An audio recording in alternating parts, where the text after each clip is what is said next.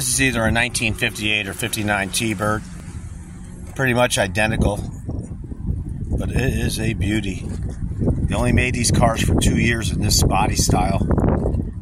This was the second generation right here, right? Because 55 through 57 was the first generation. 58, 59 was the second generation. And then 60 through 63 was the third generation. 64, 65, 66. 66 is my favorite year. Yeah, these are neat. You can see in 1958 and 1959, everything was going to wide body. You could see the future of cars right here.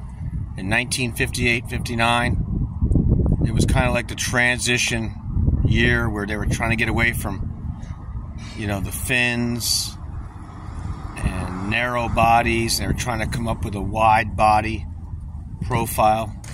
Pretty much haven't changed since 1958. Cars and trucks in America have not changed much since 1958.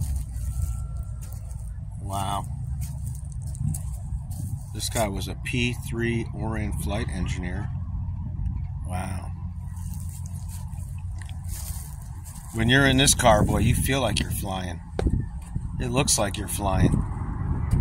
Wow, look at those back seats. This one is one, I haven't seen one like this. This is beautiful.